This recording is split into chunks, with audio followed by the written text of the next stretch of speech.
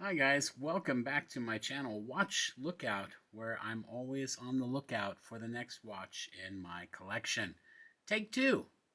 I was about halfway through filming this video when the camera battery was exhausted. So here's my second take.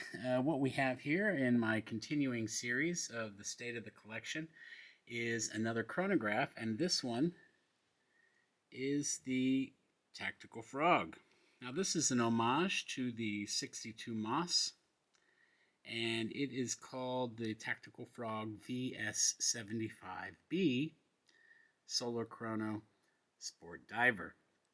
This is basically a solar powered watch, quartz but solar powered, and it is an homage to the Seiko 62 Moss chronograph, their sports chronograph.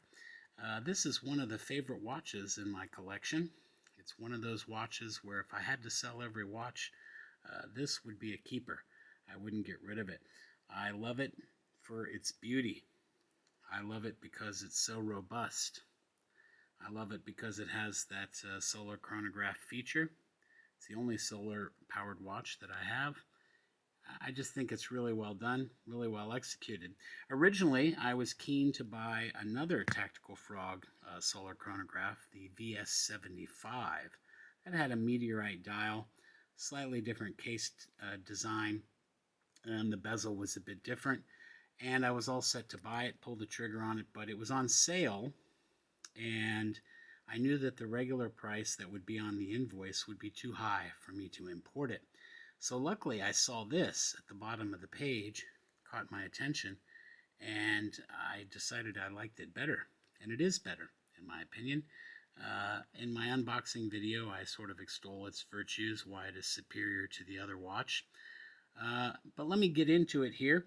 I got this in December of 2023, and I'm not sure what I paid, but it was less than 150 bucks, maybe $149. I'm not exactly sure. And what a watch you get for $149. Solid, thick, heavy stainless steel, 316L stainless steel. It does have Japanese raw sapphire crystal. It says that there are 4 layers of blue AR coating. It does have a ceramic bezel, which is fixed, but it's cool because it has a coin edge, as though it did rotate. I like that. You see the crystal is about flush, raises just slightly above the bezel itself.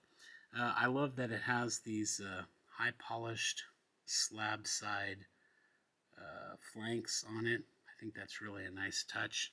No contour, almost brutalist in its design, but it is still quite elegant. It does feature screw-down pushers, screw-down signed crown with the Tactical Frog logo. Has a screw-down case back. Has a really nice oyster-style bracelet.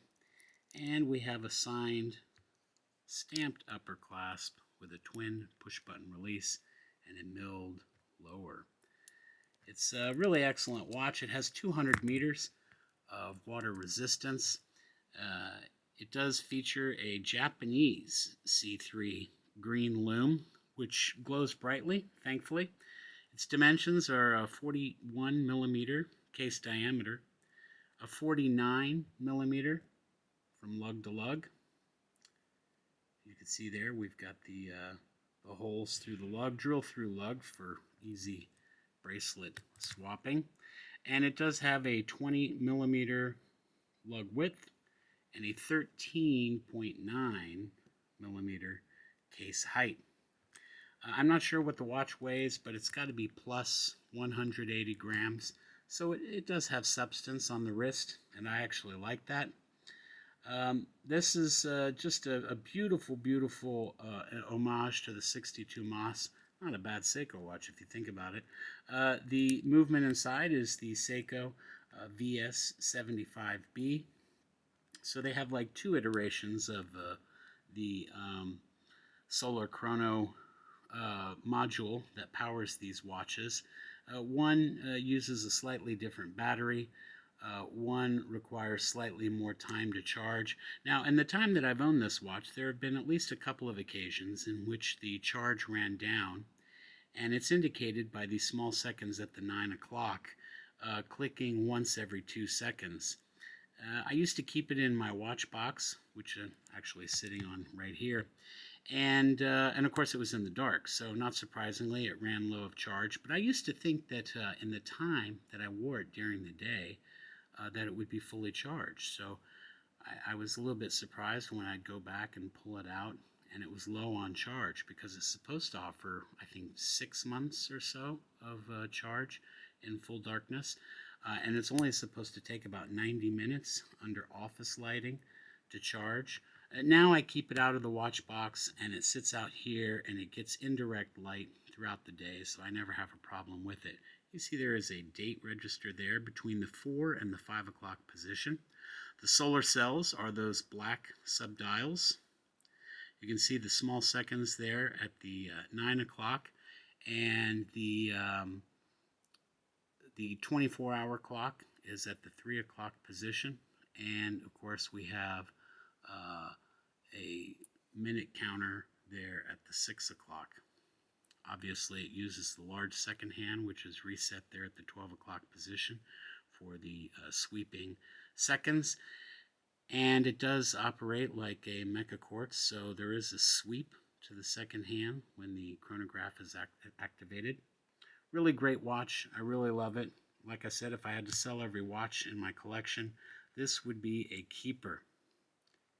All right, guys, thanks for coming out and sharing with me this next State of the Collection video featuring the Tactical Frog. Cheers, everybody.